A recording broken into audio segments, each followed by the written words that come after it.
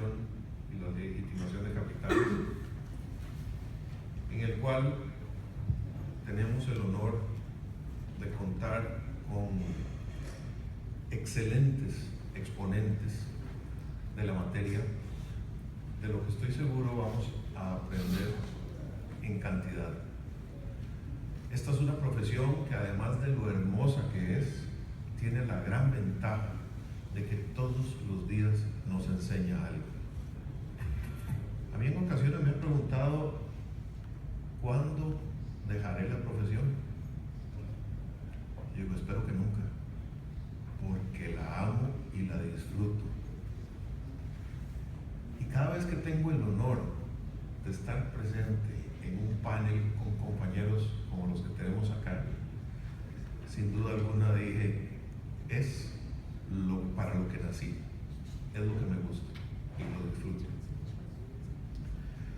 Nos acompaña en la mesa doña Teresa Jennings de LexisNexis de los Estados Unidos, una gran colaboración con la Federación Interamericana. Tenemos también el honor de compartir mesa con el doctor Jesús Manuel Villegas Fernández, magistrado español. Y aquí no podemos decir que alguien vuele más millas que otro, porque yo creo que todos somos miembros de Viajeros Frecuentes, porque acumulamos millas que da gusto, cruzando el océano, bajando las Américas, subiendo hacia el norte. Es increíble venir desde España para enseñarnos un tema que tristemente está ocupando los titulares de los periódicos de muchos de nuestros países: la injerencia política en el sistema de justicia.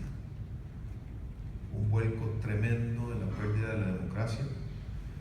Y el doctor Villegas, que se desempeña como juez decano del Partido de Guadalajara, España, es miembro de la Sala de Gobierno del Tribunal Superior de Justicia de Castilla-La Mancha desde el 2015, autor de varios libros, entre ellos Fiscal Investigador contra Juez Instructor, El Poder Amordazado y los delitos de acoso moral, temas todos apasionantes. Director también de la revista digital Tempus Octobris. Igualmente, vamos a hacer el panel una sola continuación y nos acompañan también la doctora María del Pilar Callizo, máster en Política y Gestión Pública, que ha realizado cursos de posgrado en Derecho del Trabajo, Ciencias Políticas, Transparencia, Lucha contra la Corrupción, Derechos Humanos, Arbitraje, Negociación, Género. En otras palabras, no termina de estudiar. Y por eso tenemos la dicha de tenerla acá. Fue directora ejecutiva por varios años de Transparencia Paraguay, perteneciente a Transparencia Internacional, y como presidenta también del Foro de Mujeres de Mercosur, capítulo Paraguay, y vicepresidenta del miembro del Consejo Deliberativo Nacional del Hábitat para la Humanidad Paraguay. Fue premiada como joven sobresaliente en Mujeres Protagonistas del Paraguay 2002 y fue nominada también al premio 1000 Mujeres por el Premio Nobel de la Paz. Finalmente, y no por eso menos, mi amigo y hermano, el doctor Ángel Bruno, que tiene amplios estudios políticos superiores, presidente de la Comisión de Seguimiento y Cumplimiento de la Convención Interamericana contra la Corrupción de Argentina, ex diputado de la Nación también, expositor invitado del Programa de las Naciones Unidas para el Desarrollo, expositor también en el Seminario Internacional sobre la aplicación de la Convención Interamericana contra la Corrupción en República Dominicana, y participante en el Comité de Expertos del Mecanismo de Seguimiento de la Convención Interamericana contra la Corrupción, MESICIC, de la Organización de Estados Americanos. Como pueden ver, es un amplio currículum el de todos los miembros, por eso, como dije al inicio, un honor tenerlos aquí. Empezamos, doctora. Should I go up there or here? As you wish. Okay.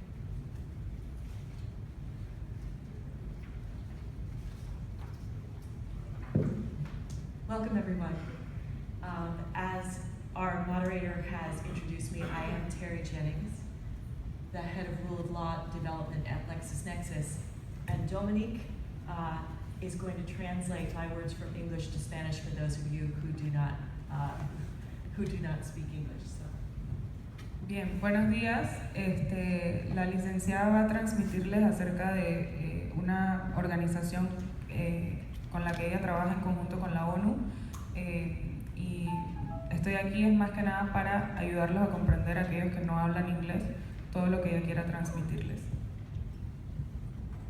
LexisNexis serves customers in 175 countries around the world with our 10,000 employees. And we have a corporate mission to advance the rule of law around the world.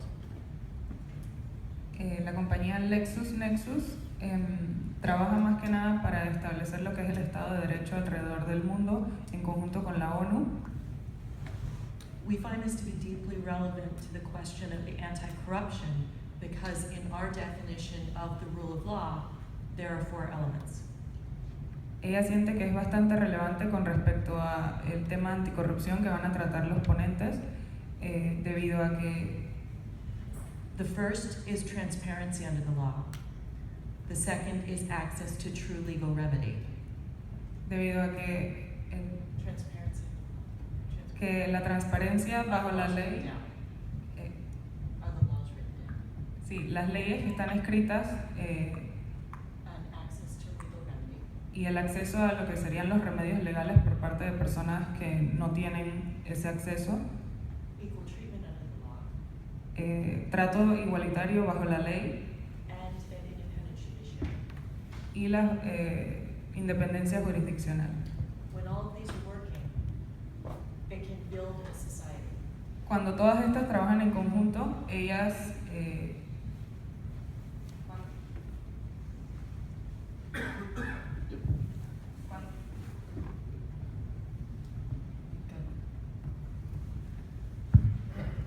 cuando todas ellas trabajan en conjunto puede haber una estabilidad social mucho más amena.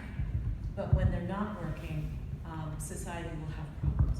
Pero cuando no están trabajando en conjunto, la sociedad tiene muchos problemas como tal. LexisNexis is very pleased and honored to be working with FIA. La compañía LexisNexis está sumamente orgullosa de trabajar con la FIA on rule of law initiatives. En lo que serían las iniciativas con respecto al Estado de Derecho. I met you all 2 years ago at your gala reception in Washington, D.C. Ella comenta que los conoció a todos ustedes hace 2 años en la recepción de gala en Washington, D.C. I had the honor of speaking about rule of law at your annual meeting last year in Miami. Y tuve el honor de hablar acerca del Estado de Derecho en su conferencia anual el año pasado en Miami. And in the fall of last year, we had a program related to rule of law in San Salvador. Y durante el otoño del año pasado tuvieron unas conferencias acerca del Estado de Derecho en San Salvador.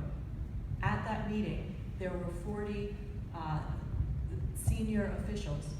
En esa reunión habían 40 oficiales importantes from the judicial, government, legal, business, and academic sectors. De los sectores judiciales, académicos, de negocios y judicial, government, los legal, judiciales, gubernamentales, business, and academic de negocios y académicos.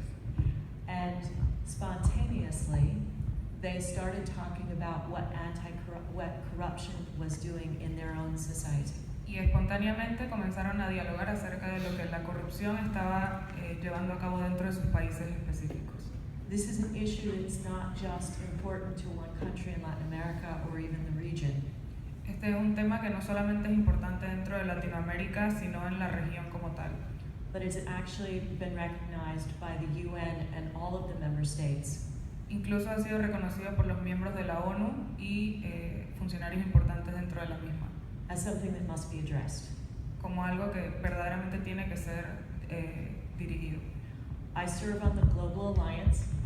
Ella sirve en la Alianza Global for reporting progress para reportar el progreso under peaceful, just, and inclusive societies bajo sociedades pacíficas, justas e inclusivas.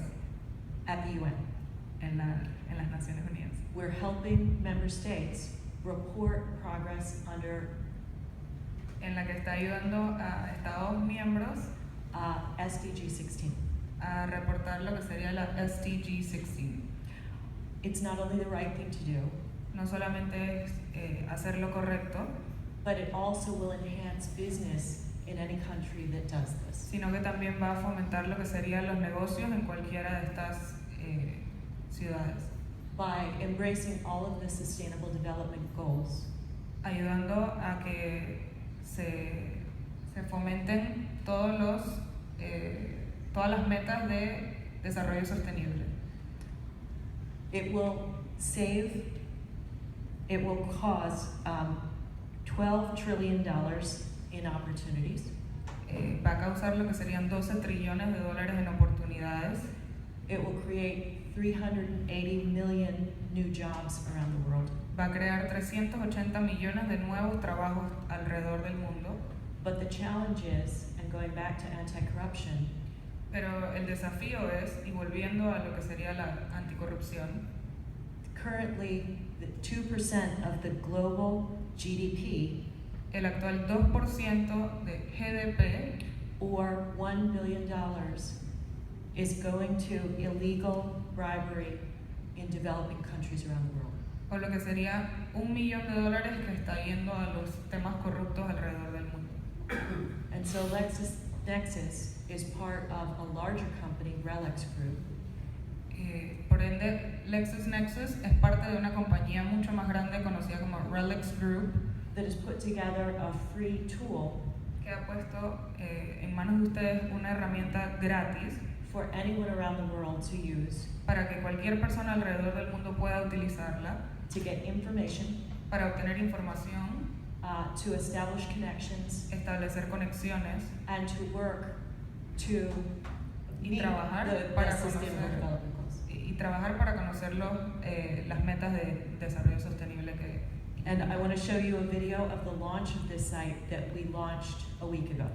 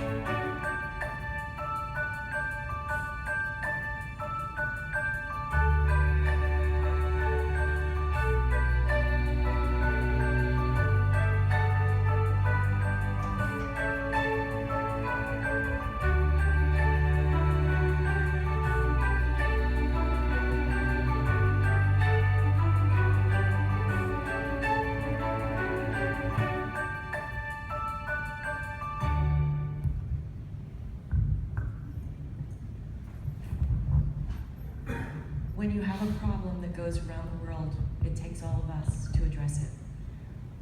It is my pleasure to work with all of you. The video you saw is in English, but because we're working with the UN and about 4 different branches of the UN, it will be translated into the 6 languages of the UN. Cuando nos encontramos ante problemas de corrupción alrededor del mundo, es importante que todos pongamos nuestro grano de arena. Ella comenta que por ser parte de la ONU van a haber traducciones a los primeros 6 idiomas de esta organización. And it will be searchable by country. So you will be able to see articles and features by country, because that helps you more directly. Y van a poder investigar con respecto a cada país en específico. Van a aparecer noticias y artículos con respecto a cada país en específico que ustedes estén buscando. So with that, I'll turn it back to our moderator, and thank you for the time to introduce this. Con esto, le cede la palabra al moderador y a los ponentes, y muchas gracias por haberla escuchado. Thank you very much.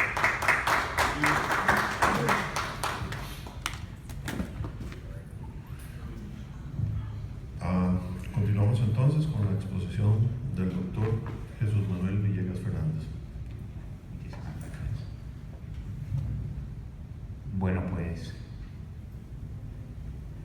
no puedo sino expresar mi agradecimiento a Juan Carlos por esa presentación tan afectuosa, y en realidad la circunstancia de estar aquí en Panamá siendo magistrado español se me presenta como un sueño. Quiero dar agradecimiento a la FIA y también a Antonio García Noriega, que es el abogado español, que por sus trabajos previos por Juan Carlos ha posibilitado esta intervención mía. Intentaré acortar lo que tenía previsto, porque creo que es más interesante que luego después demos lugar a un debate y a una discusión entre todos. De todas formas, el tema que yo voy a exponer se aleja un poco de los planteamientos quizás de los otros ponentes, de los otros exponentes, porque yo no voy a hablar de la corrupción en el sentido del blanqueo del dinero o de la corrupción de la delincuencia, sino de una forma de corrupción que quizás pase más desapercibida, pero que no por ello creo que sea menos grave. Y es de cuando la política se infiltra en la justicia, cuando el Poder Ejecutivo, cuando el Poder Legislativo, violando la separación de poderes, intenta colonizar e invadir el espacio que pertenece al otro poder. Mire, yo soy magistrado, juez, no soy abogado y no soy americano, sino que vengo de Europa, de España. Y quizás el planteamiento que les puedo hacer les suene algo distante. Yo creo que precisamente esa distancia puede ser interesante para encontrar fórmulas e instrumentos nuevos. Y además, creo que tenemos problemas comunes y que compartimos mucho más de lo que pensamos. Miren, mi exposición empieza evocando un trágico suceso que ocurrió en España ya hace casi 10 años, que fue la muerte de una niña que se llama Mariluz, que fue asesinada por un pederasta.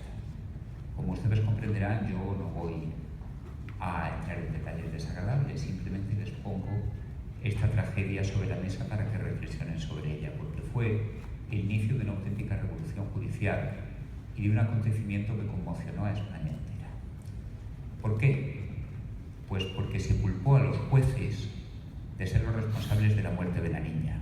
Evidentemente la niña no fue asesinada por un juez, lo cual hay que repetirlo, porque algunos medios de comunicación parece que no lo tenían bien claro, sino por un pervertido.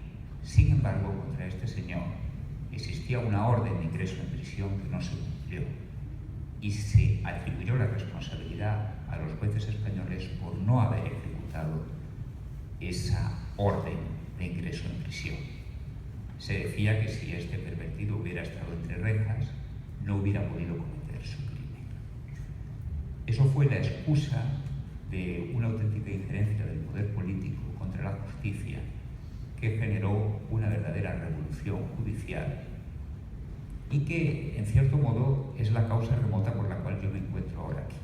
Porque entre los jueces españoles se ha desarrollado un movimiento para la defensa de nuestra independencia y estamos poniendo en marcha una serie de mecanismos para intentar evitar que nos colonice el Poder Ejecutivo.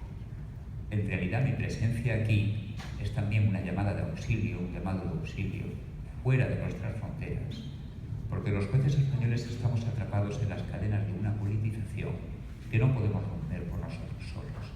Necesitamos la ayuda no solamente de los jueces, de los abogados y otros actores judiciales, forenses, y no solamente dentro de nuestras fronteras, sino también más allá.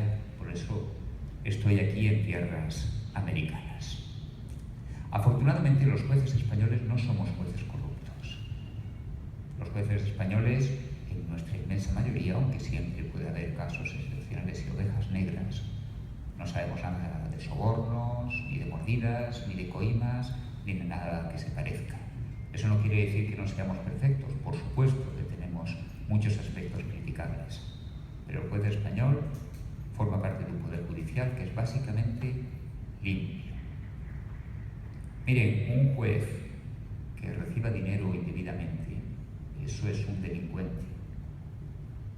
Decía el vicepresidente del Tribunal Constitucional Español, Rodríguez Arribas, en el año 2013, que la corrupción es la descomposición de lo orgánico. Cuando el Estado de Derecho, con sus órganos que tienen que estar separados, empieza a confundirlos y a haber una promiscuidad, hablamos de una auténtica corrupción porque se está descomponiendo la fibra del Estado. Es algo que hiere, huele mal, es un hedor insoportable. Yo recuerdo de una leyenda, o a lo mejor un hecho histórico, no lo sé, que contaban de las tribus preincaicas que decían que una de las formas de castigo que se aplicaba a los delincuentes era la de atarles un muerto a la espalda y dejarlos abandonados en el desierto durante unos días. La muerte ante un cadáver en descomposición lo concebían como una de las peores torturas. Sirva esta metáfora para comprender cómo, si la justicia resulta invadida por los otros poderes del Estado, es algo hediondo y corrupto. Miren, aquí tenemos una representante de los Estados Unidos, pero fundamentalmente el público que tenemos aquí forma parte de Latinoamérica, que yo creo que tiene muchos elementos en común con la tradición europea, y más en concreto con la tradición continental, que tiene sus orígenes en el derecho romano.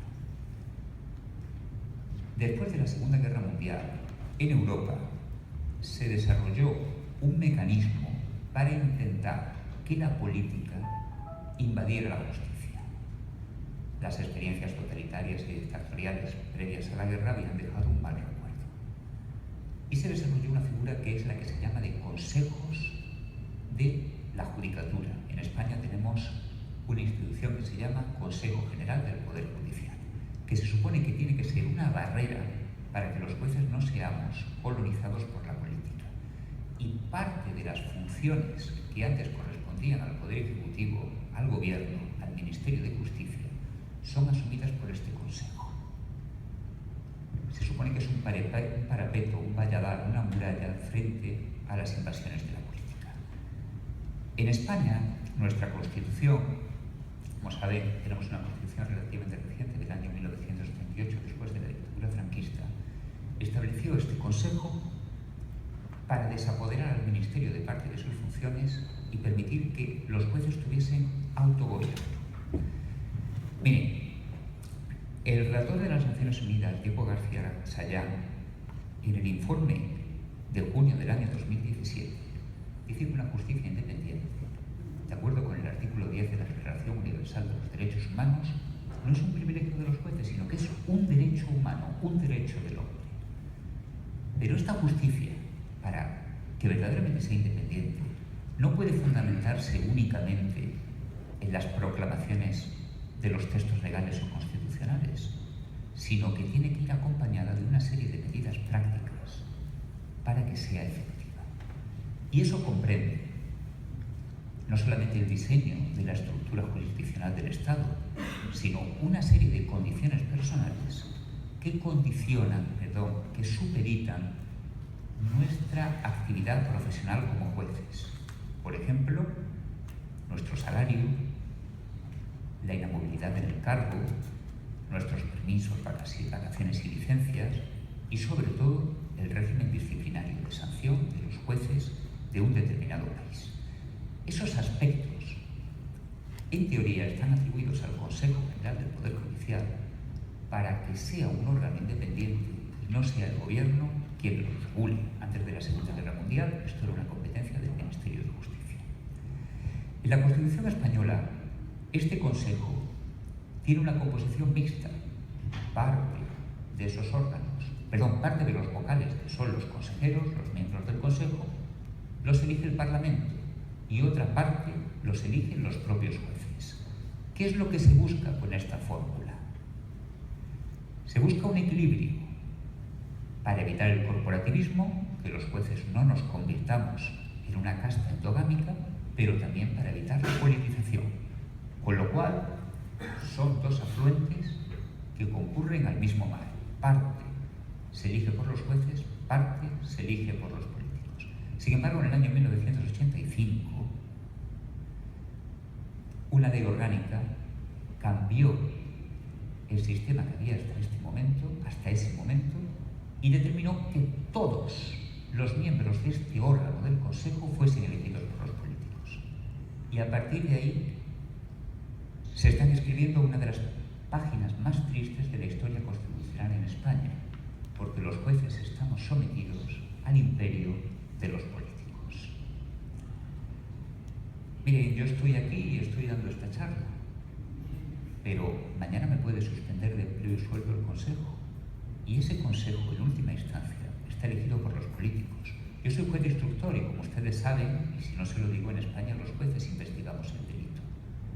Si yo mañana investigo a un político, ese político puede haber elegido a miembros del Consejo que me pueden suspender a la vez de empleo y de sueldo. Y como les decía, Diego García Sayán, el relator de las Naciones Unidas, explicaba que el derecho humano, que es la justicia, tiene que garantizarse con una independencia judicial que comprende también estos aspectos materiales. Miren, tenemos ese cadáver del que le decía antes, que va irradiando su corrupción en la cúpula de la estructura judicial española.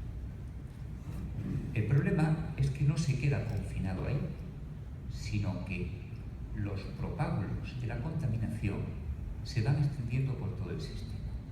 Otro de los aspectos estrictamente fundamentales para garantizar una verdadera independencia judicial es la promoción, los ascensos de los jueces, el nombramiento de los altos cargos judiciales. Mire, en España los altos cargos judiciales los elige el Consejo General del Poder Judicial, entre ellos a los miembros del Tribunal Supremo, que es la Corte de Casación en el Reino de España. Yo les pregunto, cuando el máximo órgano judicial de un determinado país es elegido por un consejo que a su vez eligen los políticos, ¿qué garantía tiene el ciudadano de que cuando se plantea un caso sensible no vayan a llegar instrucciones o influencias de manera soterrada? En España se acaba de publicar un libro que habla del capitalismo clientelar. Lo escribe un colectivo de notarios y de juristas que toman el nombre de Sansón Carrasco, que es precisamente uno de los personajes del Quijote, que quizás les suene. Y habla del capitalismo clientelar para decir ese capitalismo de amiguetes, es lo que llaman en los Estados Unidos crony capitalism, que es cuando las relaciones clientelares, cuando las relaciones de lealtad personal, de amiguismo, suplen a las relaciones objetivas de las leyes.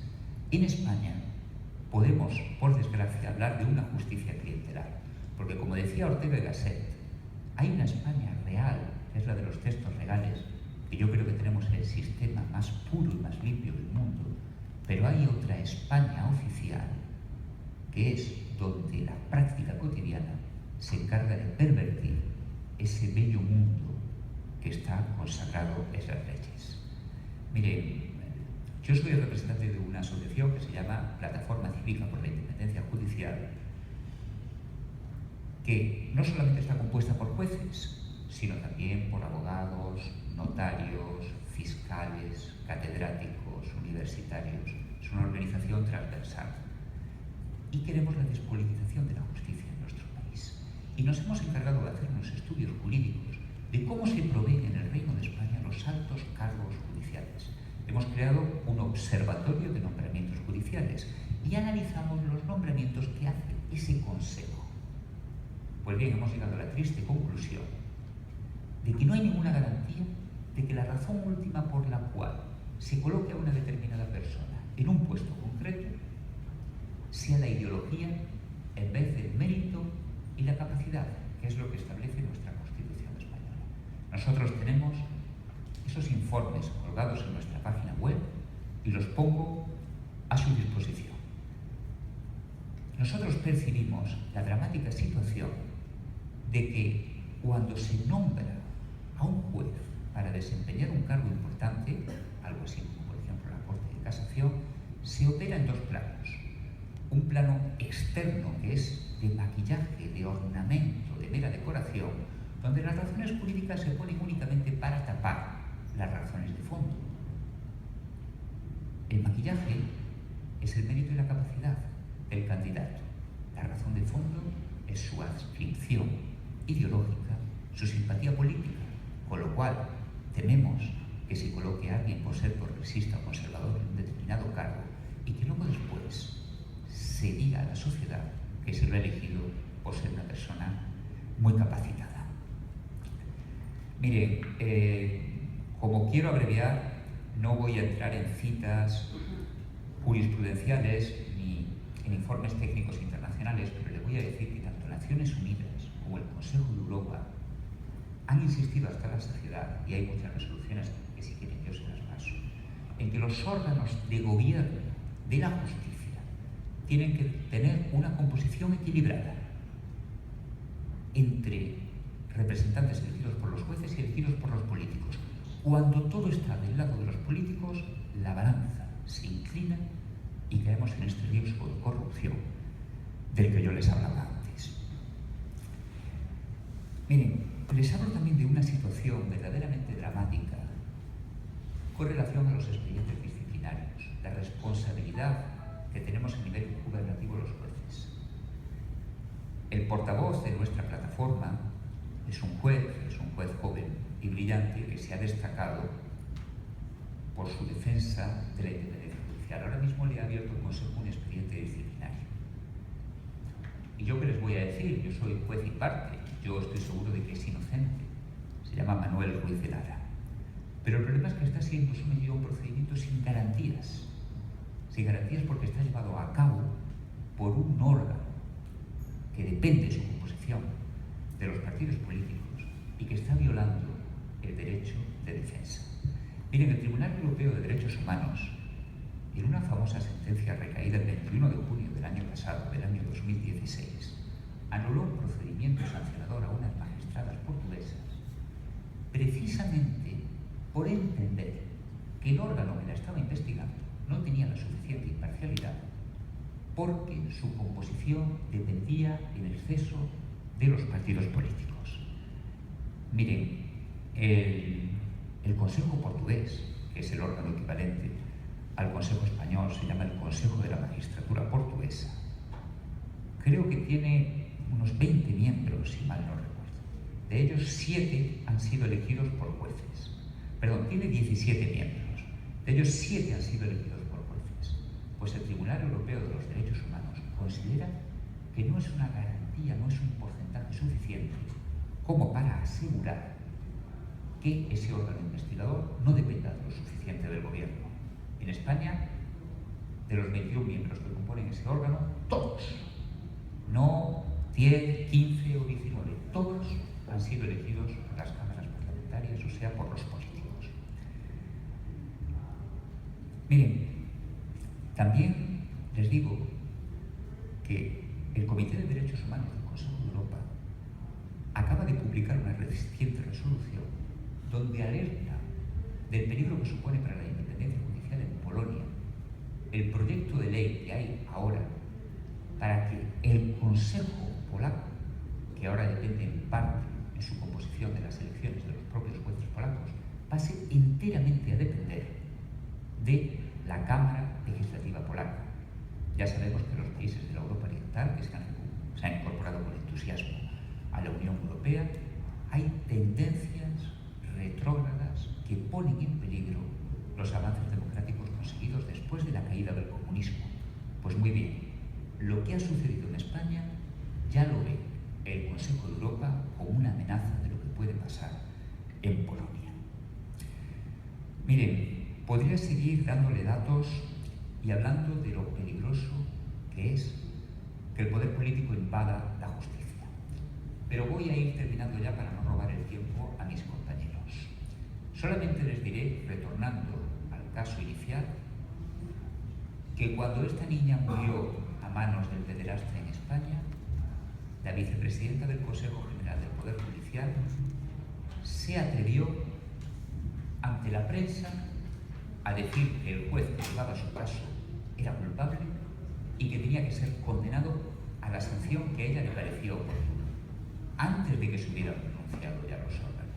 Esto generó una reacción de los jueces españoles que a través del correo electrónico se rebelaron y firmaron un manifiesto de más de 1.500 jueces para pedir la despolitización de la justicia.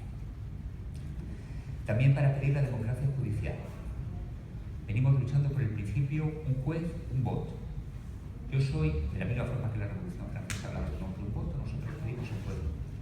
Yo soy el decano del Partido Judicial de Guadalajara, que son pequeñas estructuras, las únicas estructuras democráticas que tenemos los jueces españoles, donde se eligen por sus propios representantes a los jueces decanos, que son los portavoces de esos jueces. Pedimos que hubiera un portavoz nacional de todos los jueces, porque la democracia es transparencia y el Poder Judicial español debe tener su propia voz, que no se la secuestre el poder político. Y miren, me dirijo a ustedes, me dirijo a la mesa, me dirijo a don Juan Carlos. Lo verdaderamente interesante sería que creásemos una red entre España y Latinoamérica, incluso otros países europeos o los Estados Unidos, para que pusiéramos en común nuestras experiencias. De la misma forma que hemos creado un observatorio de nombramientos judiciales en España para denunciar cómo se proveen los cargos sin garantías suficientes, que a ambos lados del Atlántico se creara un observatorio de independencia judicial en el cual todos pudiéramos hacer oír nuestra voz. Ya no dependemos de unas oligarquías que controlan los flujos de poder. A través de la democratización de la información, mediante los sistemas digitales, redes sociales, internet, etc., podemos estar relacionados. Hago una llamada a la democracia y a la transparencia para la salvaguarda del Estado de Derecho, no solamente en España, en Europa o en América, sino en el mundo entero. Y por eso les pido auxilio. Les pongo el proyecto sobre la mesa. Les hago un llamado de solidaridad. Y les hablo con el orgullo de ser juez español. Los jueces españoles, ante la opinión pública, lo repiten las encuestas, somos la última garantía, si nos percibe el ciudadano, de defensa de los derechos humanos frente a las arbitrariedades del poder político. Y en este proyecto de defensa de los derechos humanos y de la decencia institucional, no solamente debemos estar jueces, sino abogados y todos los operadores jurídicos. Y no solamente debe estar un país, sino debe estar en esta comunidad, y hablo de Latinoamérica por el cariño que le tengo, para la creación de un proyecto del que nos sintamos todos muy orgullosos. Muchísimas gracias.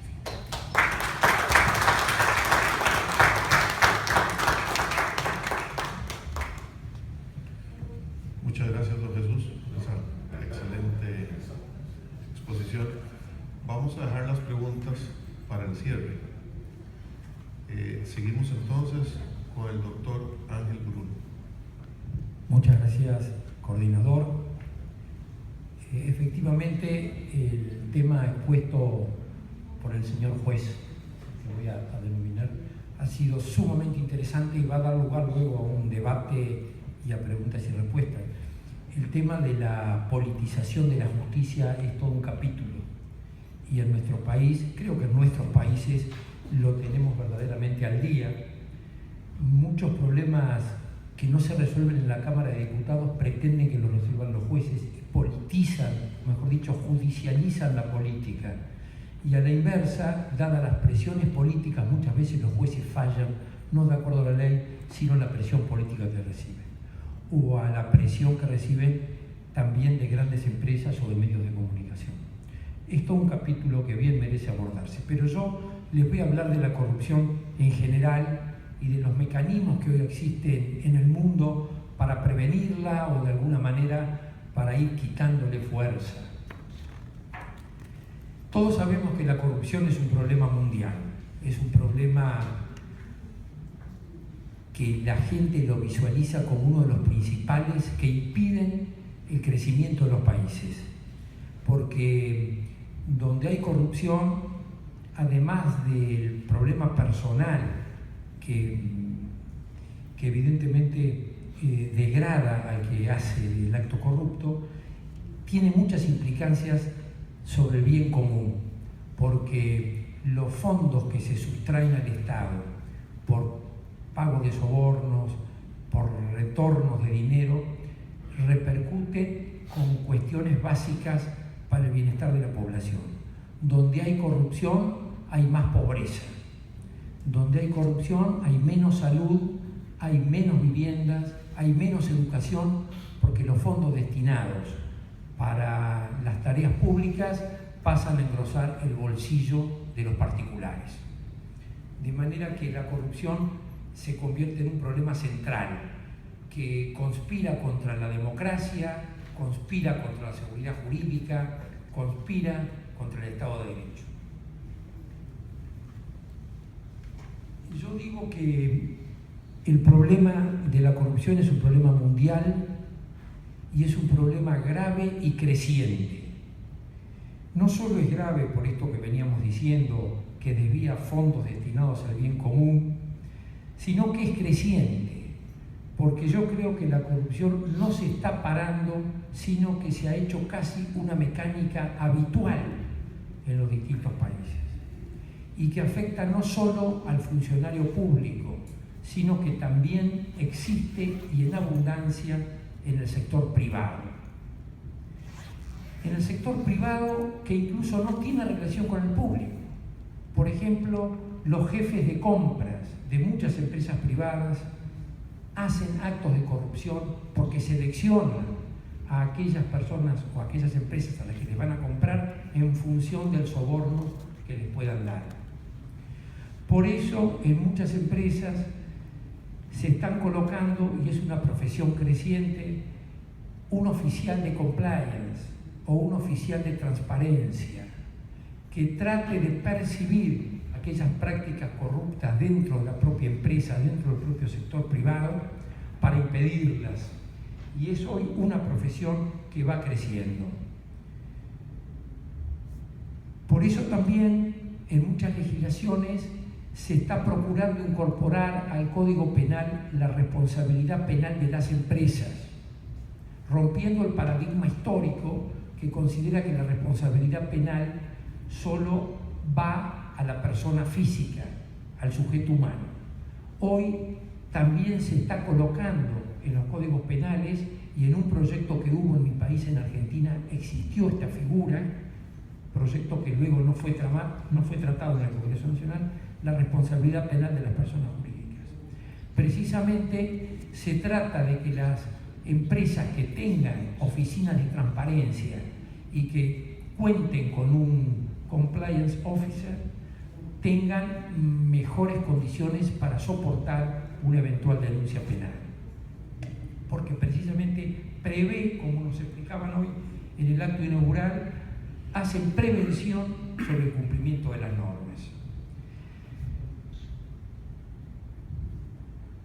Con relación a la corrupción en el sector público, no solo tenemos que pensar en el soborno, que es lo clásico, sino también en la devolución de favores. La devolución de favores, que es una especie de soborno anticipado.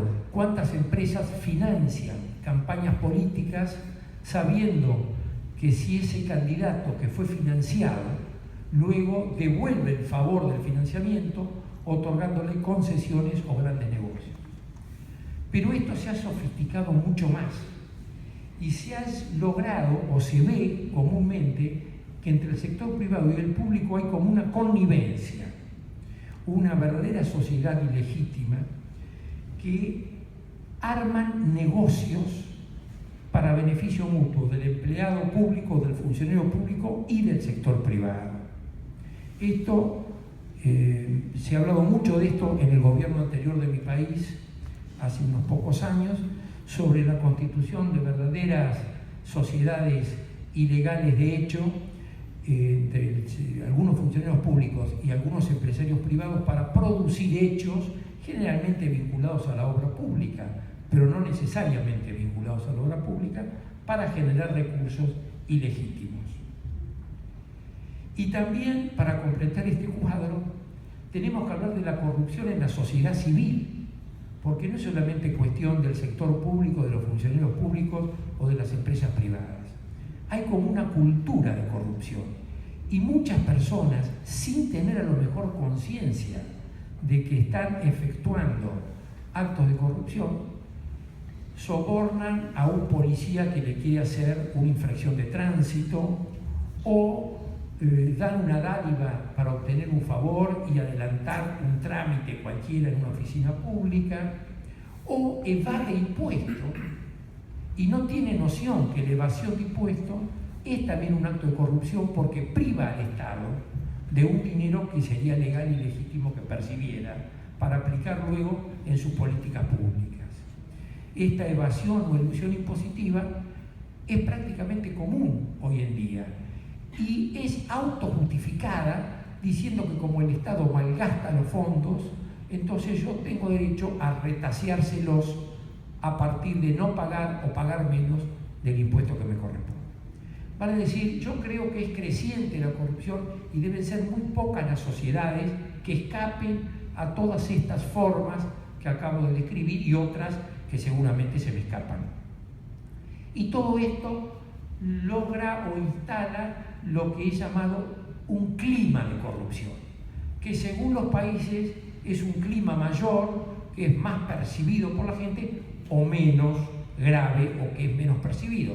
Precisamente esta percepción de corrupción es lo que esta fundación internacional, que es Transparencia Internacional, hace su famoso ranking de corrupción, que es simplemente una percepción de corrupción. Y no es, la percepción es algo muy vidrioso, no es algo que se pueda probar, no es algo que tenga un fundamento exacto, no es estadístico, es una simple percepción. Por lo tanto, es muy falible, muy falible. Sin embargo, se toma este ranking como si fuera palabra santa. No lo es. Muchas veces ese clima también está potenciado por distintos intereses, muchas veces mediáticos, que o agrandan determinadas sensaciones de corrupción o, si quieren favorecer a un gobierno o a un sector, no dan la noticia certera o total, y es como que blindan, digamos, de corrupción a determinados personajes a los que quieren ellos favorecer. Así que este clima de corrupción también hay que tomarlo con pinzas y es un tema bastante vidrioso. Pero en este punto del clima de corrupción hay una cuestión sumamente importante, que es la siguiente. Generalmente se considera que es un caldo de cultivo para la corrupción el gobierno populista. Vale decir, aquellos gobiernos que en general su política económica difiere de la política económica ortodoxa, toman medidas heterodoxas, en general de beneficio inmediato y, llamémosle, facilista a las personas más carenciadas o de menores recursos, a través de subsidios o a través de políticas que los favorecen, a través de planes de viviendas, etc. Efectivamente, muchos consideran que ese modo de gobernar, ese populismo, favorece el acto de corrupción porque hay menos controles, porque se ejerce cierto autoritarismo, hay cierta discrecionalidad y eso favorece el clima de corrupción. Además, y esta es una clave, la corrupción en estos regímenes populistas es grotesca, es visible y todo el mundo la puede percibir. Se junta el dinero en efectivo, se coloca en bolsos, como ha pasado en nuestro país, se tira por arriba de los tapiales para que... es casi de película. Y los medios de comunicación se hacen una fiesta cuando reproducen esto, porque efectivamente tiene un rating total, es como que estuvieran haciendo una película, estos casos. Esto no quiere decir que los gobiernos más ortodoxos, que siguen políticas más alineadas con el Fondo Monetario Internacional o con los grandes centros de poder financiero mundial, sean menos corruptos. No quiere decir eso. Allí, en esos países que persiguen esos modelos, también existe corrupción y también tenemos el ejemplo en mi propio país, con el gobierno anterior del anterior y, ¿por qué no, con el gobierno actual? Lo que pasa es que es una corrupción de guante blanco, que se percibe mucho menos. Fíjense, bajar el arancel de un derecho de importación en el 0,5%, a lo mejor permite que una empresa importadora gane enorme cantidad de dinero. Y por supuesto va parte de ese dinero a aquel funcionario que rebajó el 0,5% de ese derecho de importación. Nadie se enteró, nadie lo tomó en cuenta. Y el gran público que le digan que el derecho de importación es del 4% o del 3,5% no le hace ni frío ni calor. Le parece que es exactamente lo mismo. Y se puso una enorme corrupción. Condonar una deuda, por ejemplo, a través de un expediente administrativo, como está pasando en nuestro país, donde la empresa del padre del presidente de la República, que fue concesionario del correo estatal, que se concesionó hace 20 años y que tenía una deuda con el Estado multimillonaria, se descubrió por el dictamen de una fiscal que se opuso a la homologación del acuerdo en sede judicial de una quiebra, para evitar una quiebra. El Estado le condonaba o le perdonaba 1.400 millones a esa empresa del padre del presidente actual. Por supuesto fue un gran escándalo, tuvieron que dar marcha atrás y hoy en día el concordato no está homologado y es posible que no se homologue. Quiero decir que en gobiernos que siguen el diseño del Fondo Monetario, de las políticas ortodoxas, de los grandes centros financieros, también hay corrupción. No es esto patrimonio de los gobiernos populistas. Está mucho más allá. Con el gobierno anterior hay un montón de procesos en marcha y con el gobierno anterior del anterior, que como dije antes, hablaban de relaciones carnales con los Estados Unidos, eran los mejores alumnos. El presidente Bush padre felicitó al presidente argentino Carlos Menem, diciéndole que era uno de sus mejores alumnos. Ese presidente argentino Carlos Menem tiene una condena firme a prisión por haber sido encontrado culpable de corrupción en un tema terrible, ventas de armas a Ecuador, cuando Argentina era garante de paz entre la guerra que se venía entre Ecuador y Perú, y le vendió por terceros armas a Ecuador. Por ese caso, y también a Serbia, en pleno conflicto de los Balcanes, está condenado y no cumple prisión porque se ampara en sus fueros. Tiene 87 años y es senador de la República y eso impide que vaya a prisión. No así que fuera condenado. Y hay otros casos, como una emblemática funcionaria, María Julia Alzogaray, que fue condenada por muchos sobornos en el momento de la privatización de la empresa telefónica y tantos otros. Quiero decir, no es una cuestión de sistema de gobierno populista o ortodoxo. ¿Qué hace la comunidad internacional frente a estos casos de corrupción? Bueno, no se quedó quieta. Hace 20 años, propuesta por la OEA, con mucho apoyo de la sociedad civil, de Transparencia Internacional en particular, se propuso, se redactó y se firmó la Convención Interamericana contra la Corrupción. 36 países de América, desde Canadá hasta Argentina y Chile y todo el Caribe, firmaron esta convención, que entró en vigencia en el año 1997 al ser suscrita por la cantidad mínima de países que el propio protocolo establecía. Hoy la firman 36 países.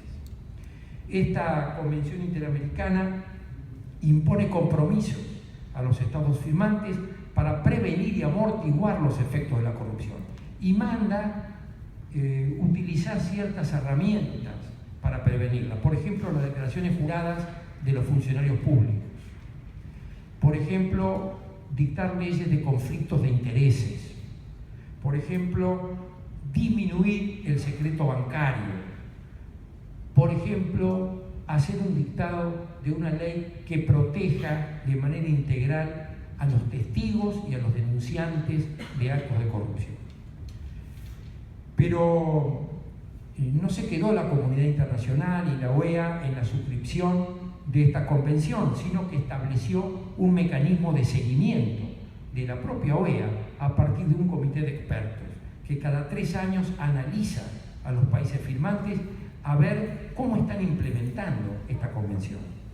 Y pide a la sociedad civil que haga lo propio, que también la monitoree, porque el Estado parte tiene que responder a un cuestionario que le hace este comité de expertos que depende de la OEA, para que diga cómo y cuándo está implementando las normas de la convención. Pero como es el Estado, se puede suponer que ese Estado no diga la verdad y en general ponga un informe mucho más beneficioso que lo que realmente ocurre. Pero si la sociedad civil controla, entonces el comité de expertos va a tener otra voz para verificar si lo que dice el Estado es correcto o no.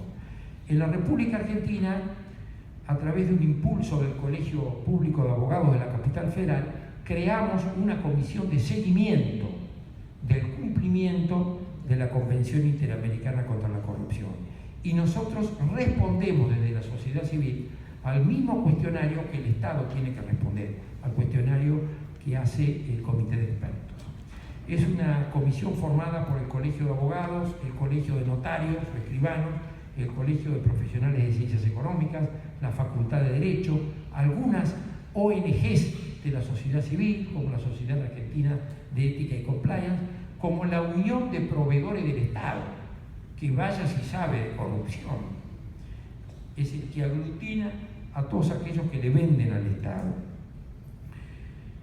Luego, al que no le haya repartido, le voy a dejar uno de los informes, el último, que esta comisión ha producido y ha remitido a la OEA. Yo que presido esta comisión he ido personalmente a defender este informe o a exponer este informe ante el comité de expertos en marzo de este año pasado. Yo creo que estas son medidas mecánicas que favorecen herramientas que ayudan a prevenir la corrupción, pero por supuesto es un granito de arena nada más. Esto no detiene la corrupción, pero la dificulta, la complica. No le es tan fácil al funcionario que tenga que hacer una declaración jurada de sus bienes engrosar desmedidamente el patrimonio. Lo mismo si hay conflictos de intereses, etcétera, si se facilita que algún denunciante pueda hacerlo sin riesgo físico ni laboral para él y para su familia, etcétera, etcétera. Voy concluyendo. No quisiera dejar de decir 2 palabras sobre el rol de los abogados, ya que somos abogados. ¿Tenemos algún rol que cumplir? ¿Podemos aportar algo desde nuestra profesión, los abogados? Y por supuesto que sí, tanto como profesionales en el ejercicio de nuestra profesión, como individuos. Desde lo profesional, por ejemplo, tenemos que defender al cliente. Sabemos que nosotros tenemos que defender aún a los corruptos, aún a los asesinos, aún a los pederastas, para tomar el ejemplo que decía nuestro amigo. Porque esa es nuestra función, defender, pero no defender de cualquier manera. Tenemos que defender con apego al código de ética. ¿Y qué dice el código de ética de todos los colegios de abogados? Dice que el abogado debe defender a su cliente, pero sin hacerse cómplice del cliente en el delito que ha cometido. Por lo tanto, no son lícitas algunas prácticas que algunos colegas hacen, especialmente en materia penal, donde utilizan herramientas no santas, como por ejemplo lo que se denomina vulgarmente embarrar la cancha. Entonces, ¿qué hago? Coloco pruebas falsas o pistas falsas para desviar la investigación, o mediatizo el caso, y entonces voy a los canales de televisión y presento a mi defendido como una víctima, poniendo muchos obstáculos o cosas que no tienen que ver con la causa para desviar el foco de atención. Eso no está bien y efectivamente conspira contra el rol que debemos tener el abogado. Y lo que es peor, en los casos de corrupción, el abogado no debe asesorar para ocultar la corrupción. Es muy probable que yo me quede sin clientes que me vengan a consultar para ver cómo zafan de un acto de corrupción o cómo escapan de un acto de corrupción. Pero yo no debo asesorarle a un cliente diciéndole, mira, vos sos un corrupto, pero para que no te metan preso, vamos a esconder tu corrupción. Y yo te asesoro o te aconsejo que hagas esto y esto y esto, porque entonces no te van a encontrar nunca. Eso es un acto que el abogado no debe hacer, porque se está convirtiendo en cómplice de la corrupción.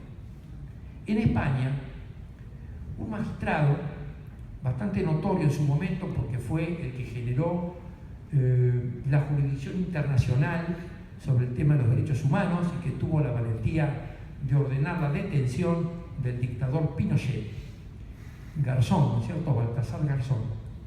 Sin embargo, fue destituido de su cargo porque en un caso de narcotráfico puso escuchas en una conversación que el reo tenía con su abogado. Y por supuesto lo acusaron de violentar el secreto profesional, que obviamente es sagrado para nosotros. Pero es que ese abogado no era solo un abogado, era también parte de la banda. Entonces, por supuesto que estaba atendiendo el reclamo de su cliente en rol de abogado, había entrado al presidio para hablar con él como abogado, pero era parte de la banda. Estaban viendo cómo podían hacer para que no se descubriera tal cosa o tal otra. Yo creo que el juez Baltasar Garzón obró con probidad y sin embargo, por un apego incorrecto a la letra de la ley, no sé cómo se llama el órgano que juzga a los jueces allí, finalmente lo condena y cesó en su cargo de magistrado. Esto quiere decir, no vale cualquier cosa. Y el secreto profesional también, que es muy serio, no se debe convertir en complicidad. Y finalmente, como ciudadanos, desde los colegios de abogados, también se pueden comprometer para trabajar en contra de la corrupción. Aquí en la FIA, hace ya unos cuantos años, 6 o 7 o más, con el doctor Richard Weissman, que era un abogado estadounidense que formaba parte del comité de expertos de su país en el órgano de seguimiento de la Convención Interamericana contra la Corrupción.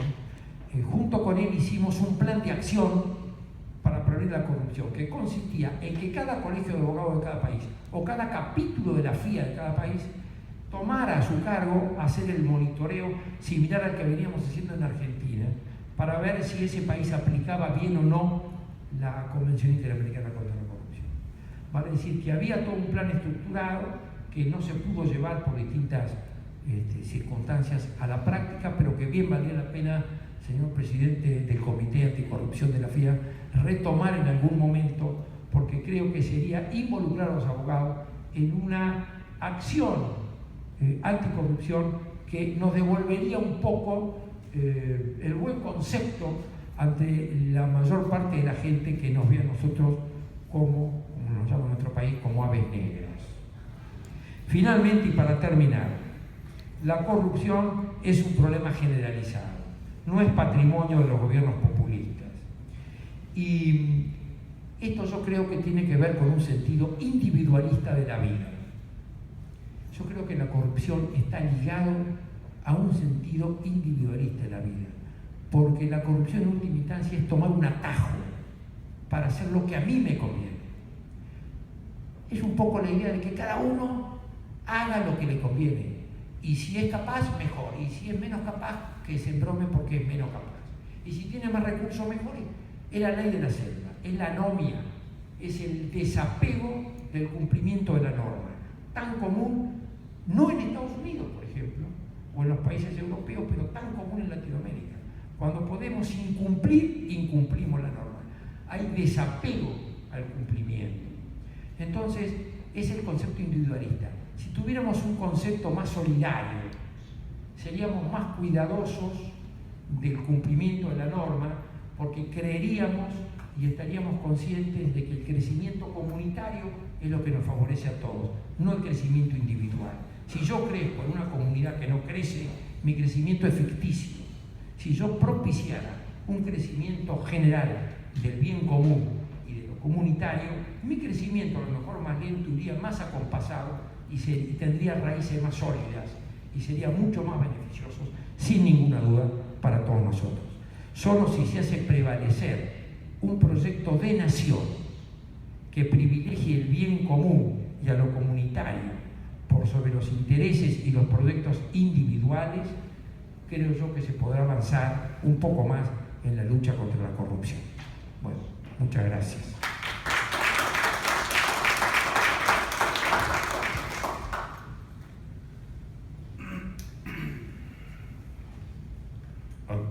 Muchas gracias, Ángel.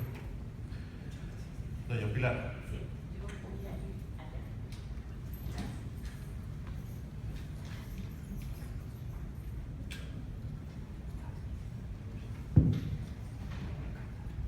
Bueno, muchas gracias.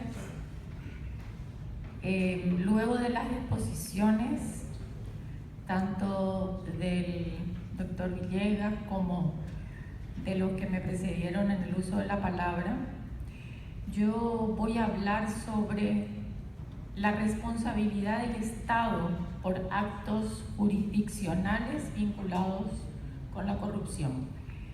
En realidad estaría englobando las exposiciones porque tiene que ver con los factores que inciden justamente para que los actos de corrupción queden impunes.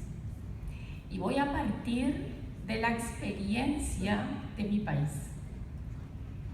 Yo soy abogada, estoy practicando la profesión, estoy sufriendo el día a día de lo que significa la injerencia de estos factores en el quehacer cotidiano que nos toca dependiendo de los fueros en el que estamos desempeñando nuestra profesión. He partido de una investigación, yo traigo la conclusión de esa investigación tomando los casos más emblemáticos de corrupción en el Paraguay. Todos funcionarios del Estado paraguayo que por diferentes factores que voy a mencionar, esos casos, muchos de ellos ya han quedado sobreseídos, sin aplicación de sanción, a pesar de la evidencia del delito cometido. El planteamiento del problema es el siguiente. Hablamos ya sobre la amenaza que significa para nuestros países y en nuestros estados el tema de la corrupción, su carácter transnacional, y eso estamos viendo en todos los periódicos a nivel internacional. Tenemos recientemente el caso Odebrecht, que es un caso que ha permeado a varios países y aún tiene mucho que salir al respecto, ¿verdad? Por citar uno de ellos. Su capacidad de socavar las instituciones y desvirtuar los principales valores sobre los que se cimienta la sociedad y la democracia, y lo que hace sea un tema obligado en la agenda pública tanto nacional como internacional. La República del Paraguay, en reconocimiento de esta amenaza, ha suscrito las dos convenciones, tanto la interamericana como la Convención Internacional. Sin embargo, la cuestión no se circunscribe solamente a un tema de impunidad a partir del sistema judicial, ya que existe clara responsabilidad del Poder Ejecutivo y del Poder Legislativo en la impunidad que beneficia a funcionarios desleales afectados a dichos poderes.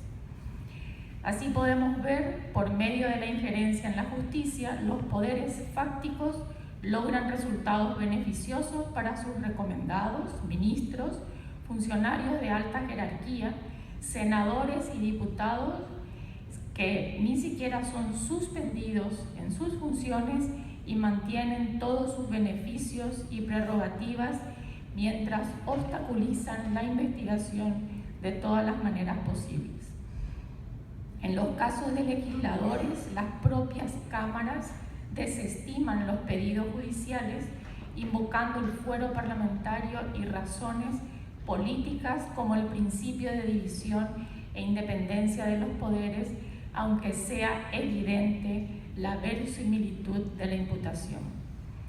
Esta situación se evidencia principalmente cuando casos de corrupción de funcionarios debidamente probados y denunciados al Ministerio Público no culminan en la sanción que corresponde y en mayor cantidad ni siquiera, en muchos de ellos, ni siquiera son denunciados ante el sistema jurisdiccional. La legislación paraguaya resuelve la responsabilidad del Estado por los daños causados por sus funcionarios, determinando que es directa cuando el perjuicio causado dentro del marco de la función, e indirecta o subsidiaria cuando se trata de ilícitos cometidos por funcionarios fuera de su función específica. Con relación a la responsabilidad, es un concepto de gran importancia dentro del ámbito civil y penal y se considera que la responsabilidad es contractual si está originada en el incumplimiento de un contrato válido y se considera extracontractual cuando se deriva del hecho de haberse producido un daño ajeno a toda vinculación convencional por culpa o dolo que no configuren una infracción penal sancionada. Por tanto, la responsabilidad nace como una obligación de reparar o satisfacer lo que conlleva el resarcimiento de los daños causados y perjuicios provocados por uno mismo o por un tercero, a una persona o a un bien de ella por el que se debe responder. Así podemos traer a colación el principio de alterum non ladere vinculado a la idea de reparación. Según Ulpiano, dicho principio habla de abstenerse de la conducta prohibida por las leyes, obedecer al precepto de no hacer daño a nadie siendo justo, y es por ello que la alteración del justo equilibrio que lesiona los afectos, la persona y sus bienes, es decir, importa una lesión en sus derechos, obliga al restablecimiento del orden agredido en los actos cometidos. Con relación a la responsabilidad del Estado, nosotros tenemos en el artículo 17 de la Constitución Nacional la prescripción en el sentido de que en el proceso penal o en cualquier otro del cual pudiera derivarse pena o sanción, toda persona tiene derecho a la indemnización por el Estado en caso de condena por error judicial. En cuanto a la independencia en el Poder Judicial, tenemos también el artículo que reza por la cual se garantiza la independencia del Poder Judicial y dispone que los que atentasen contra ella y la de sus magistrados quedarán inhabilitados para ejercer toda función pública por 5 años consecutivos, además de las penas que fije la ley. El principio de independencia del Poder Judicial ha sido reconocido como costumbre internacional y principio general de derecho y ha sido consagrado en numerosos tratados internacionales. Lamento decirles que en Paraguay, pese a estas prescripciones constitucionales, el Poder Judicial es un órgano absolutamente incondicional de los poderes ejecutivo, legislativo y de los poderes fácticos del crimen organizado y fundamentalmente de la narcopolítica en este momento. Acepciones para adecuar la responsabilidad por el daño en el ejercicio de la función pública.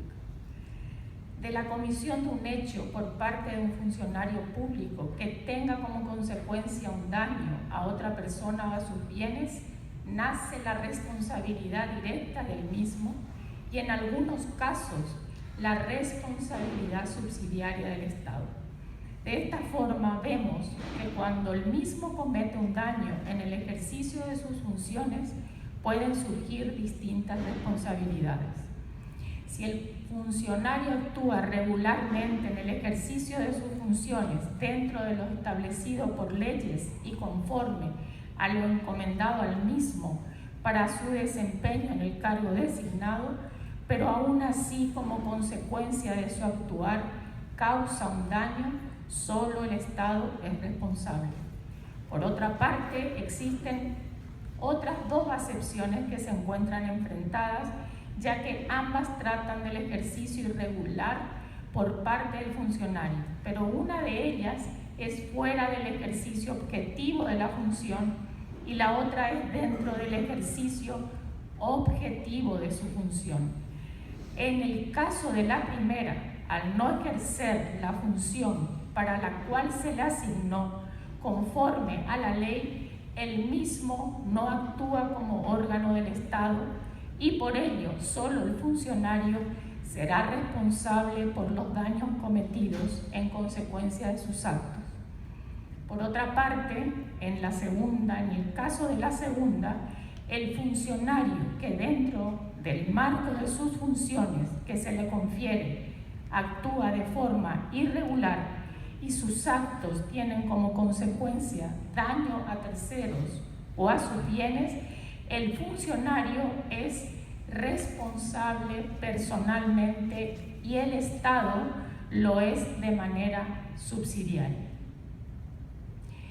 Pero es el caso que, por un lado, al quedar impune el acto cometido por el funcionario en ejercicio de sus funciones, el Estado subsidiariamente es obligado a reparar ese daño con recursos nuevamente de los ciudadanos. El planteamiento que yo presento en esta ponencia y me gustaría poner a consideración de la mesa es, por un lado, la utilización de los mecanismos que la propia ley establece en cuanto a mecanismos judiciales, como por ejemplo el tema de la prescripción. Mecanismo que ya le planteó Bruno en el sentido de la honestidad de los abogados en el ejercicio de llevar adelante procesos que, utilizando todo tipo de artimañas, hacen y favorecen a sus representados, haciendo que prescriban las causas y por lo tanto esas causas quedan impunes, por un lado. Pero por otro lado, cuando hay resarcimiento, ese resarcimiento no sale del bolsillo del funcionario, sino que sale del propio Estado, con recursos de los propios ciudadanos. Por tanto, la propuesta que hago, y que tal vez sea una propuesta que jurídicamente pueda ser observada, sobre todo por aquellos que consideran el derecho desde un punto de vista netamente positivista, es el de la imprescriptibilidad de toda cuestión que tiene que ver con actos de corrupción que sean o provengan de una evidencia absoluta del hecho cometido. Y digo esto porque en Paraguay, según la investigación que hice, de 12 casos que fueron iniciados hace más de 5 y 6 años, de esos 12 casos, prácticamente el 90% se encuentra hoy totalmente encajonados. Son casos que no han avanzado y varios de ellos ya no puse dentro de como conclusión porque ya han tenido el efecto de la prescripción y hoy han quedado en la más absoluta impunidad.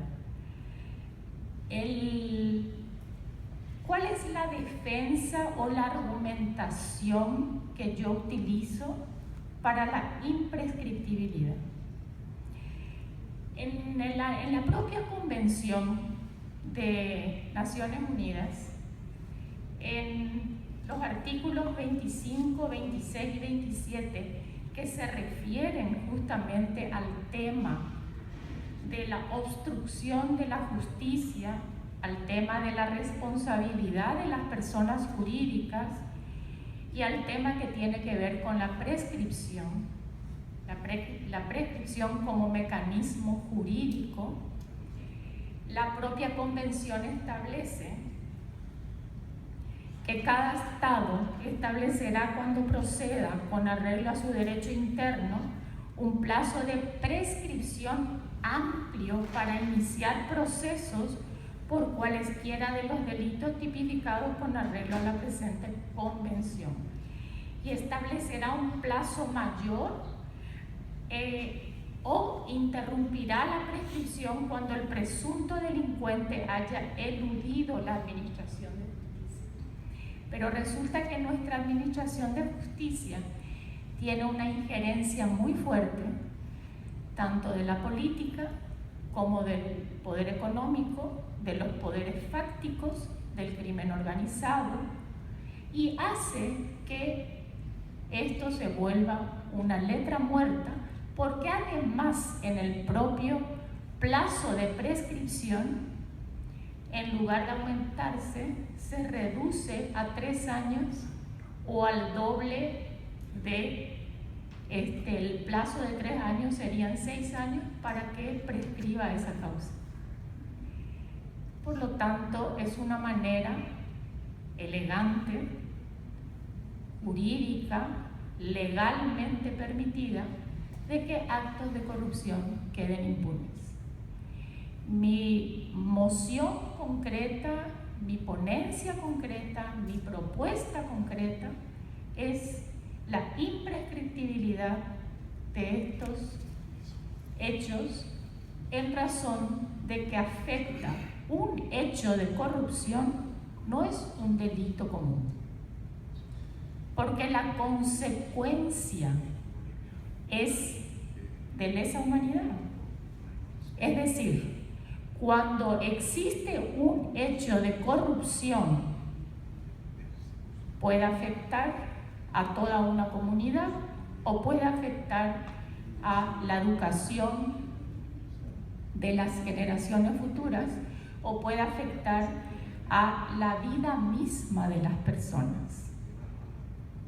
Entonces, la fundamentación que yo utilizo para proponer la modificación en cuanto a la legislación penal, en donde se habla del capítulo de las causas que dan lugar a la prescripción, mi propuesta es: salvo aquellos casos que provengan de hechos de corrupción, que indudablemente sean hechos graves y hechos que puedan ser comprobados en ese sentido. Este era el aporte que yo quería dejar como debate, porque sé que los positivistas ya pueden tener una posición negativa desde el momento de la defensa y de que los hechos punibles no pueden quedar sin límite de tiempo. Sin embargo, así como se ha logrado que en las cuestiones de derechos humanos se invoquen los delitos de lesa humanidad, yo considero, habiendo trabajado en el tema de corrupción y habiendo investigado los factores que inciden, factores que los ciudadanos comunes no tenemos ninguna posibilidad, por más reacción que haya, por más denuncia que haya, de poder revertir esa situación. Por lo tanto, la única manera que yo veo de que realmente las denuncias, los mecanismos que hablaba Bruno, o el grave problema que el doctor Villegas nos menciona con relación a la injerencia de la política dentro de su sistema judicial, creo yo que debemos encontrar soluciones que realmente nos lleven a tener resultados de una vez por todas en este flagelo que nos está consumiendo, no solamente en el desarrollo sostenible de nuestros países, sino que también afectando seriamente nuestros procesos democráticos. Muchas gracias.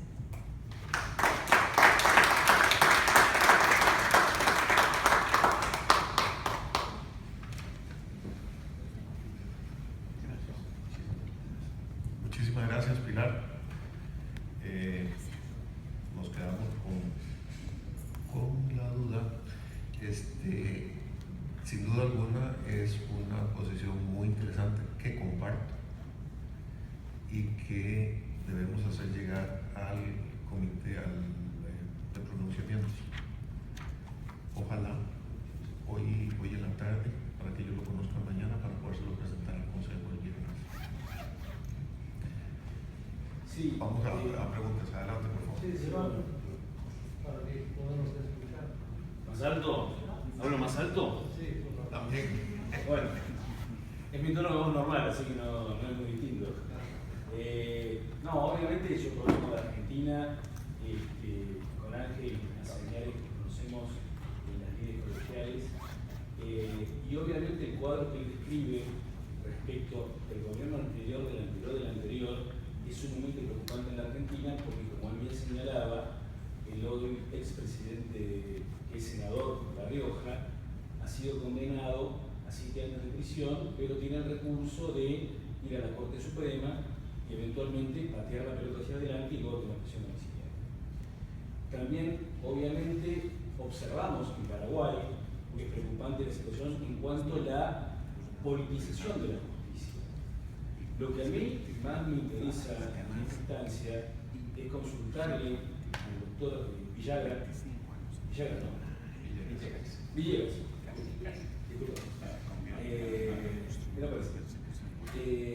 es en cuánta medida ese organismo de juzgamiento que tienen ustedes en España, que es netamente político, influye respecto de la conducta y la evaluación de lo que tiene que ver con el accionar de los magistrados.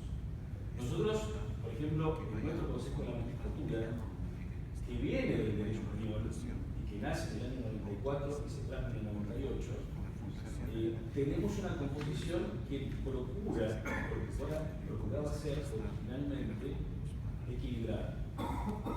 Pero ¿qué ocurre en España respecto de este punto? En cuanto a lo que es la conducta y evaluación que tiene que ver con el accionar del magistrado respecto de este organismo que, si no mal entendí, son 21/27 políticos. ¿Es claro la...? Bueno, por la premura de tiempo he hecho un esbozo muy sumario. Se lo explico. El órgano se denomina Consejo General del Poder Judicial, es la denominación técnica. Se inspira en el Consejo de la Magistratura italiano. que es del año 40 y tantos. También estamos relacionados con el Consejo de la Magistratura francés. La idea es que a este consejo solamente puedan acceder juristas de reconocido prestigio. Sí. En la Constitución dice que está compuesto por 20 miembros, que a su vez elegirán a su presidente, que es el presidente no solamente del Consejo, sino del Tribunal Supremo. De estos 20 miembros, según dice la Constitución, 12 de ellos serán elegidos por los propios jueces y magistrados, y otros 8 serán elegidos entre juristas de reconocido prestigio, que no tienen que ser jueces, por las cámaras, 4 por la Cámara Baja, el Congreso, y 4 por el Senado. En el año 1980 se promulgó la primera ley orgánica que desarrolló el precepto constitucional y se proveyó la composición del Consejo con 12 miembros elegidos por los jueces y 8 por las cámaras. En el año 1985, no obstante, la ley orgánica cambió por una enmienda que se introdujo en última hora, que fue conocida como enmienda Andrés por el nombre del diputado que la propuso, de tal suerte que los 20 fueran elegidos por las cámaras. Y a partir de ese momento llegó el desprestigio absoluto. Mire, por ejemplo, la Organización Transparencia Internacional, por ejemplo, el GRECO es el Grupo de Estados Europeos contra la Corrupción, que creo que puede tener mucho interés aquí como estructura paralela a la Convención Iberoamericana contra la Corrupción. Pone de relieve un informe que hizo en el año 2013, que lo dedicó a España, como el presidente del Consejo, que a su vez es el presidente de la Corte de Casación del Tribunal Supremo, ya lo sabía la prensa antes de que se produjera la votación, porque lo habían elegido los partidos políticos entre ellos. Y luego esto tiene una función contaminante sobre todo el sistema jurídico, porque se produce en la judicatura española lo que se denomina el techo de cristal. Nosotros sí podemos ir promoviéndonos, ascendiendo, pero por la antigüedad y por méritos. Hay concursos internos, oposiciones internas para plaza de especialista. Si yo, por ejemplo, quiero ser un juez de lo contencioso administrativo, tengo que hacer unos estudios adicionales, pero en un determinado momento se llega al techo. Y si tú quieres promocionarte, necesitas acceder a un cargo discrecional que se elige por el Consejo y en el cual ya de manera soterrada la afinidad ideológica desempeña un papel fundamental. Ahora era lo que le decía. Transparencia Internacional, que es una asociación que ve la percepción de la corrupción, no la corrupción real, que puede ser muy inferior. En un informe del año 2012 decía que en España, para progresar, se necesitaban compromisos políticos. Yo les digo a ustedes, señores letrados, yo soy un juez, ustedes en sus países pues tendrán experiencias parecidas, pues bueno, no estamos en los Estados Unidos donde hay muchos más medios, nuestras justicias tienen unos recursos que son escasos y los jueces solemos estar aplastados de trabajo, sometidos a mucho estrés, con el miedo de equivocarnos, de no cumplir los plazos, de que se nos escape un papel, los anaqueles del juzgado están llenos de expedientes que no controlamos en su totalidad. Si a mí mañana me llama el ministro y me dice, ¡ay, señor Villegas, qué listo es usted! ¿Cuánto sabe? ¿Qué juez tan brillante? ¿Por qué no se viene al ministerio a trabajar con nosotros? Y va a ganar lo mismo o más, y va a tener un coche oficial, y va a tener un despacho, y ya no va a estar con esas montañas de papel. Y usted está listo y lo queremos tanto, ¿por qué no se viene? De verdad, ¿creen ustedes, por favor, quiere decir que hay que ser de hierro, hay que ser de hielo, hay que ser de piedra? Eso derrite a cualquiera, ¿no? Entonces, esos son los sistemas informales, pero que sin embargo van a crear un entramado que probablemente no es corrupción en el sentido tan grave que ha descrito nuestro colega, pero que también merma la credibilidad de la ciudadanía en su judicatura. En cuanto al sistema argentino, yo lo conozco un poco porque estuvimos en Argentina precisamente una delegación de la plataforma, nos entrevistamos con el vicepresidente del Consejo de la Magistratura Argentina, y allí sí que conservan en cierto modo una composición equilibrada, porque no todo es política, no todo es política. También es verdad que de la información que me llega de otras fuentes, pues parece que en Argentina el sistema dista de funcionar de una manera correcta y que el nivel de politización también es altísimo. Pero lo importante de esto es que hablamos un lenguaje en que nos entendemos. Estamos hablando de consejo, estamos hablando de la politización, estamos hablando de jueces abogados.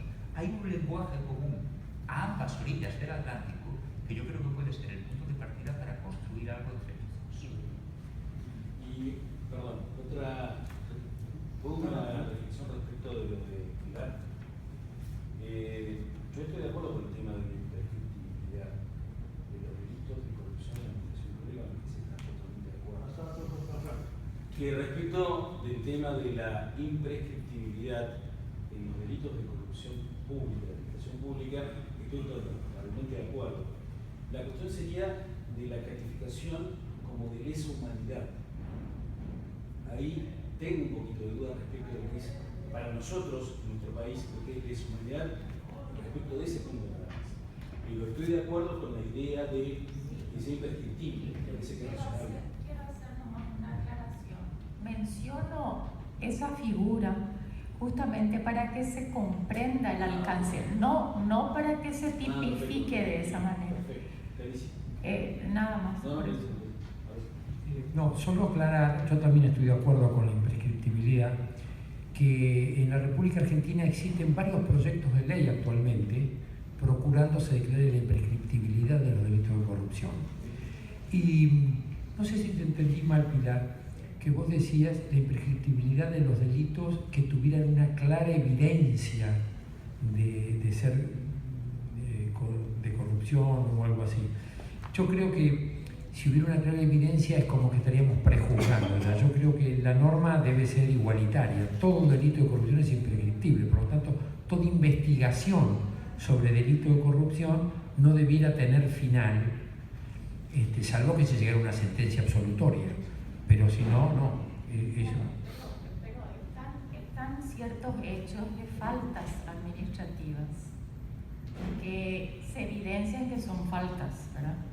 Entonces, tal vez también habría que hacer una aclaración al respecto, porque también meter todo dentro de una misma bolsa como que hace que pierda efecto lo importante, ¿verdad? Entonces, habría que ahondar un poco más y analizar para que realmente sea efectivo.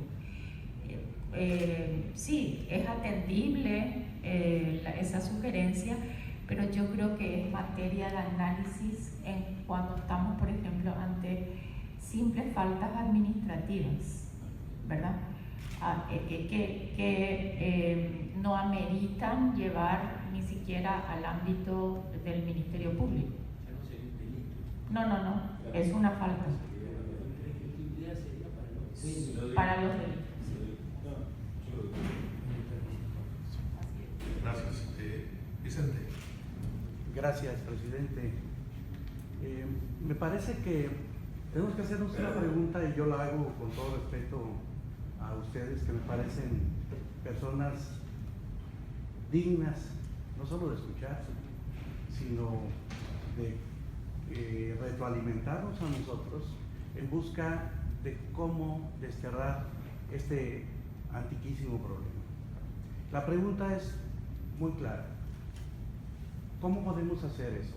¿Cómo podemos revertir ese proceso si sabemos nosotros que todos los esfuerzos que se han hecho hasta este momento han resultado vanos?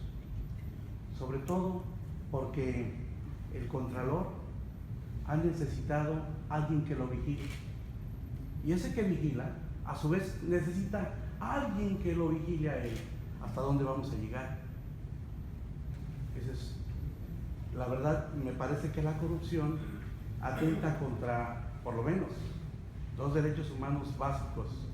El derecho a una buena administración, que es en la práctica, en la vida común, y el derecho a la felicidad. ¿En qué momento, es la pregunta, nos desviamos? ¿En qué momento la humanidad se desvió en ese transitar hacia la consecución del fin primero y último del ser humano, que es la consecución de la felicidad? Esa es una pregunta. Y bueno, nada más termino en 30 segundos.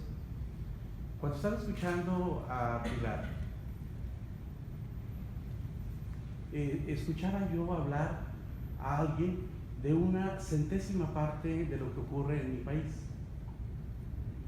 Y bueno, en mi país desaparece todo aquel que está en contra del orden establecido, desaparece a través de dos métodos. Uno, la aplicación de la ley, o dos, la aplicación de la fuerza bruta. Entonces allá sí decimos, tal parece que la ley se hizo, la ley en general, en mi país por lo menos, se hicieron para dos cosas. Primero, para tener la bota encima del ciudadano, y dos, para proteger a los pillos que están medrando con los recursos públicos. Esa afinidad, ese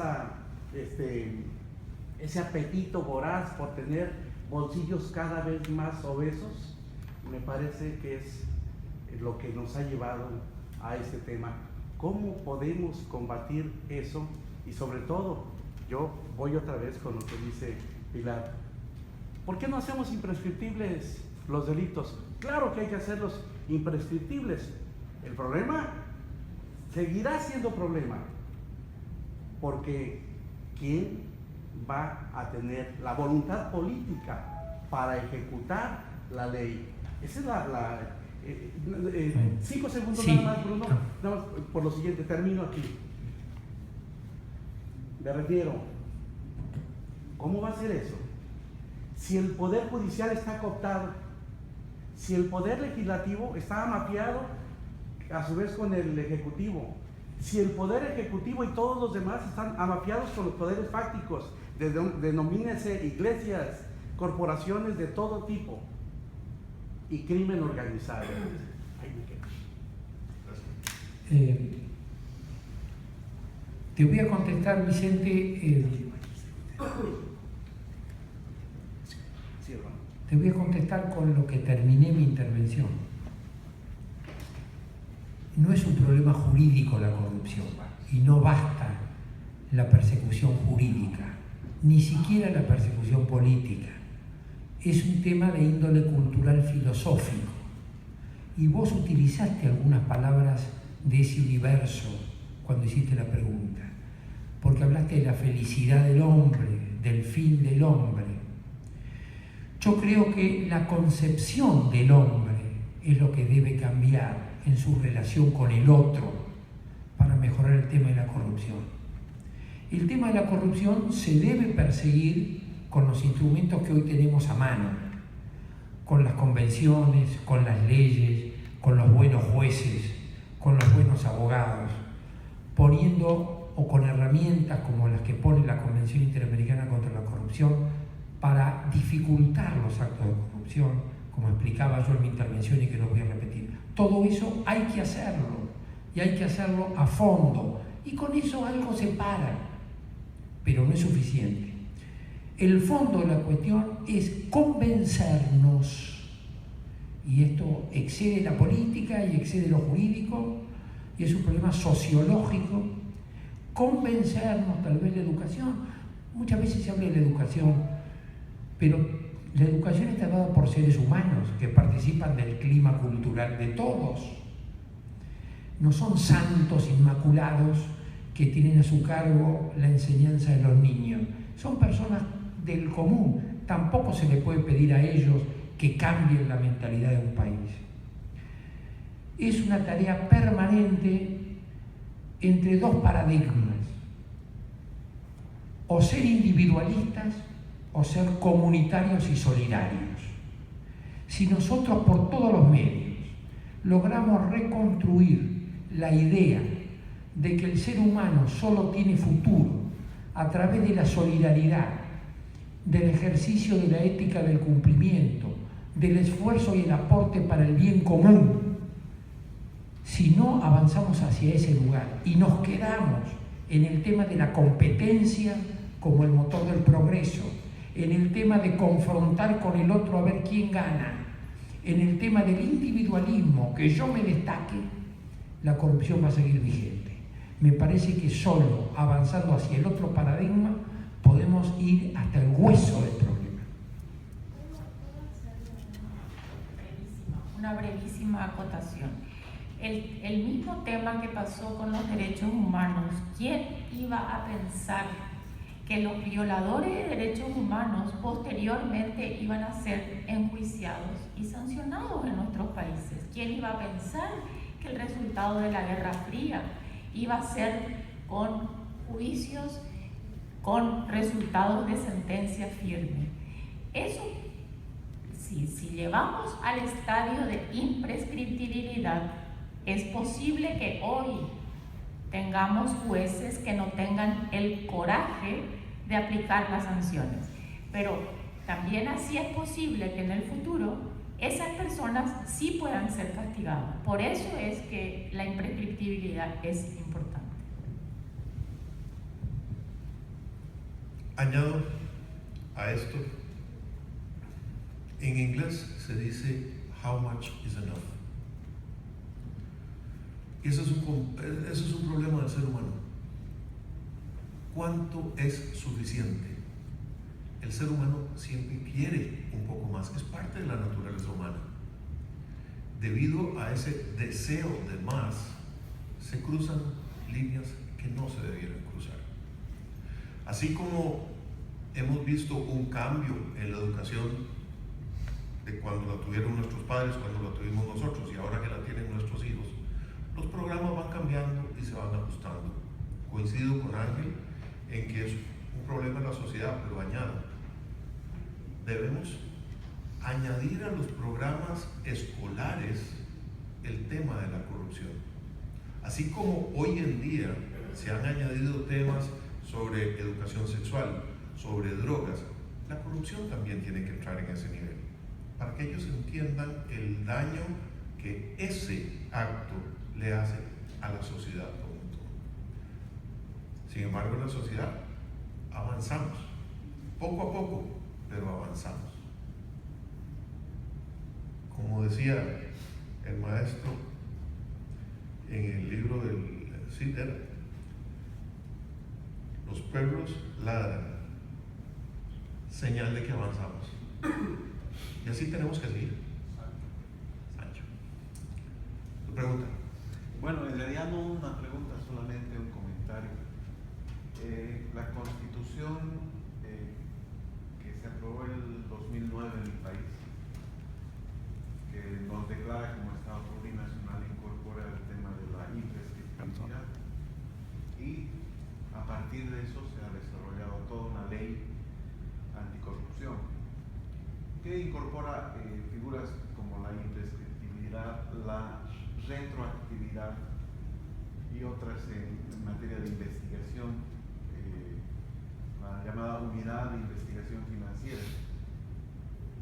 Sin embargo, los resultados son contrarios a lo que uno esperaba. Primero, el tema de la imprescriptibilidad no es novedoso en nuestro país. Fue ya una figura incorporada en un gobierno militar, utilizada con fines exclusivamente de persecución política, y nuevamente con el tema de la imprescriptibilidad asociado con el tema de la retroactividad estamos resucitando figuras delictivas de hace 25, 30 años, y podríamos remontarnos a la fundación de la República. Entonces se ha convertido ambas figuras, el tema de la retroactividad y el tema de la imprescriptibilidad, más el tema de la unidad de investigaciones financieras, en instrumentos de persecución política. Entonces hay que tener mucho cuidado para delinear estas figuras y plantearlas. Había una figura que establecía límites de prescripción en 10 años, a partir primero de la acción o omisión que da origen a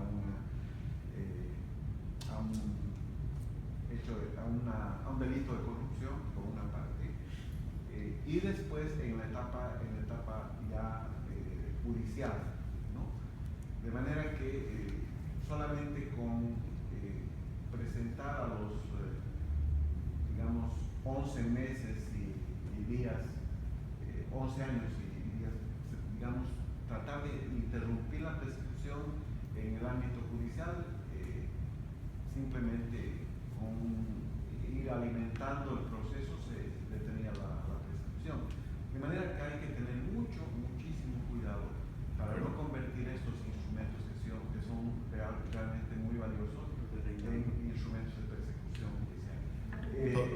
momento vamos a comentarlo más ampliamente para que la figura planteada por Pilar sea enriquecida y podamos hacerlo.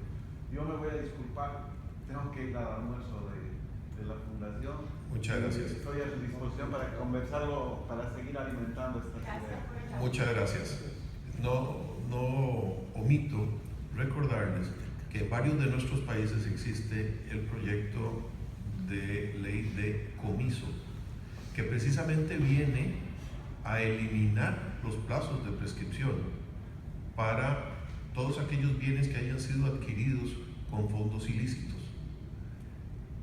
Esta imprescriptibilidad de la corrupción en el fondo lleva a lo mismo, a la posibilidad de quitarle a aquella persona que se encuentre en actos de corrupción todos los bienes que haya podido ser adquiridos de esa forma, por sí, por terceros o por familiares.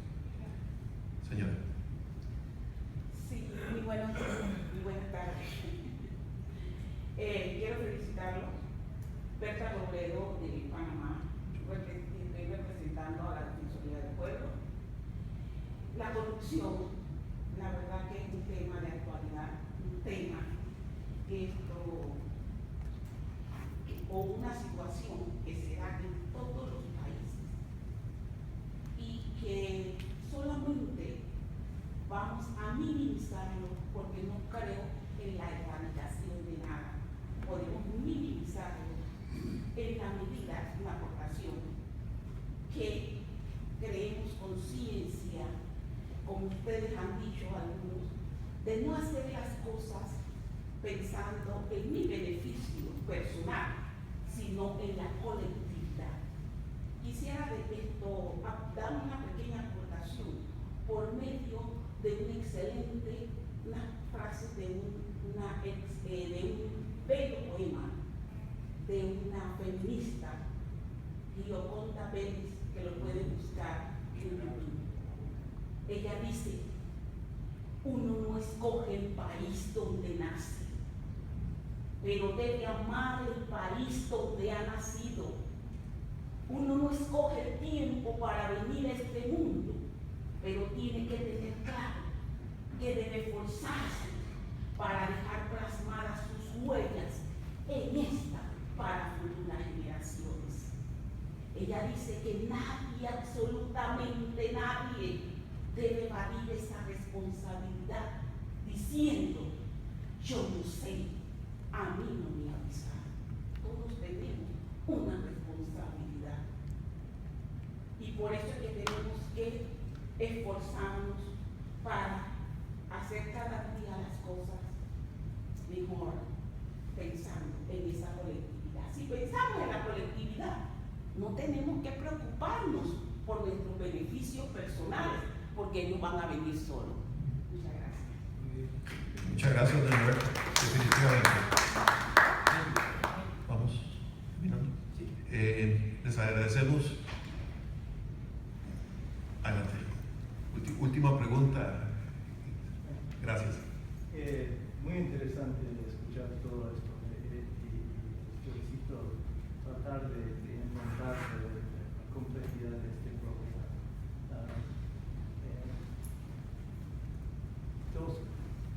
Varias cosas. Primero, como dice Bruno, la corrupción es un problema de la humanidad, no existe país donde no existe. Pero en la escuela de Derecho me enseñaron que uno que tenía que aprender la diferencia entre categorías, y lo más importante de ellos es la diferencia entre poco y mucho. ¿No? En los países donde hay derecho efectivo en contra de la corrupción, los miembros del Congreso, los parlamentarios van a la cárcel o pagan de su bolsillo lo que hacen. Así que hay diferencias en cómo funcionan en varios países. Lo de transparencia internacional, es cierto que ellos su índice es de percepciones, pero no son percepciones políticas. Cada país tiene su comité que participa en ese índice. no es, el propósito no es de dar falta de respeto a países por el número pero de tratar de entender el tamaño del problema. En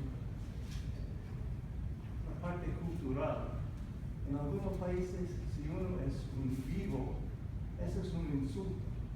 En otros es un tipo inteligente. Esa es la última cosa. La política o las leyes sobre la inmunidad política me parece que crean gran parte del problema. Si un tipo actuando en su cargo político haga una cosa corrupta, no debe tener inmunidad, ni durante su función ni después. Pero, por ejemplo, en Centroamérica, cada presidente del país llega a ser senador del Parlamento Centroamericano por vida, con inmunidad. Muy bien. Damos por concluida entonces esta mesa. Les agradecemos muchísimo su participación. A los colegas de la mesa, muchas gracias. Gracias por estar con nosotros, por lo que nos enseñaron. Gracias.